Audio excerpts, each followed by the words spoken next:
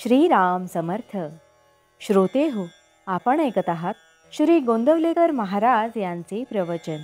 प्रपंचातील आसक्ती कमी कशी होईल. आज आमची स्थिती कशी झाली आहे पहा. प्रपंच आम्हाला सुटत नाही. भगवंताचे प्रेम आम्हाला पाहिजे.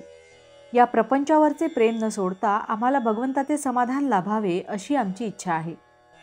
खरोखर प्रपंचातले आमचे हे प्रेम व्याभिचारी आहे. प्रेम ही वस्तू अशी आहे की ती एकाच ठिकाणी ठेवता येईल.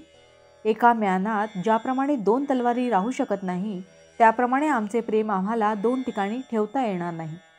आमचे खरे सुख एका भगवंताजवळच आहे आणि ते मिळवण्यासाठी आम्ही प्रपंच सोडायलाच पाहिजे असे नाही. प्रपंचात आम्हाला वाटणारी आसक्ती ही मुख्यतः नाहीशी झाली पाहिजे. शास्त्रातसुद्धा हेच सांगितले आहे. शास्त्र हे अनुभवाचे बनलेले आहे. आमचा अनुभव आम्ही शास्त्राबरोबर पडताळून पाहत नाही. प्रपंचाची खरी किंमत आम्हाला कळल्याशिवाय त्याच्याबद्दल वाटणारी आमची आसक्ती कमी होणार नाही. आज प्रपंचात सुख नाही हे अनुभवाला येऊनही त्याची आसक्ती आम्हाला सुटत नाही. ती आसक्ती सुटायला काय मार्ग आहे तो आम्ही पाहणे अगदी जरूर आहे. प्रपंचाची आम्हाला गरज किती आहे. एखादा मनुष्य फिरायला जाताना हातात काठी घेतो. त्याला हातात काठी घेणे हे भूषण आहे असे कोणी म्हणत नाही. त्याप्रमाणे भगवंताकडे जायला प्रपंचाची आम्हाला आधारापुरतीच गरज आहे. हा प्रपंच करीत असताना त्याची आसक्ती कमी होऊन भगवंताचे प्रेम येण्यासाठी शास्त्रांनी घालून दिलेली बंधने आम्ही पाळली पाहिजे आणि त्यासाठी आपले आचार विचार आणि उच्चार आम्ही सांभाळणे जरूर आहे. आपण आपल्या संस्काराप्रमाणे वागलो तर निवृत्तीमध्येच जाऊ, कारण आपली प्रवृत्ती ही सर्व निवृत्तीपरच आहे, यात संशय नाही. आता यापुढे आपण रामाच्या नावाने प्रपंचाचा धंदा करूया, म्हणजे नफा तोटा त्याचाच होईल. प्रपंचात सदाचाराने वागावे. सदाचार हा मूळ पाया आहे. नीतिधर्माचे आचरण असावे. नीतिधर्माची बंधने ही आमचे विकार आवरण्यासाठीच आहेत. विचाराने अत्यंत पवित्र असावे. कोणाचा द्वेष मत्सर करू नये आणि दुसऱ्याचे अहित चिंतू नये. उच्चार तर फार सांभाळले पाहिजे. नेहमी सर्वांशी गोड बोलावे.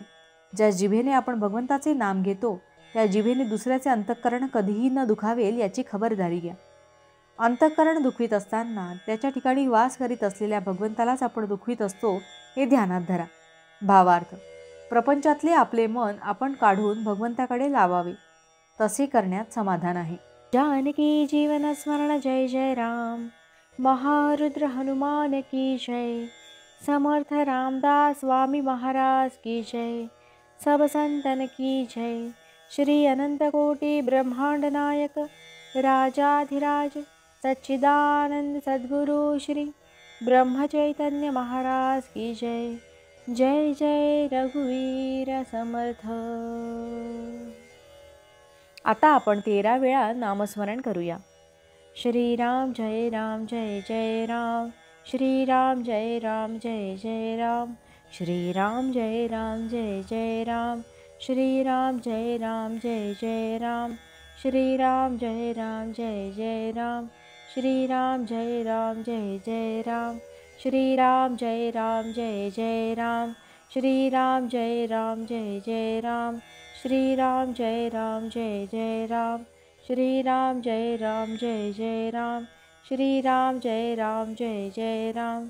श्रीराम जय राम जय जय राम.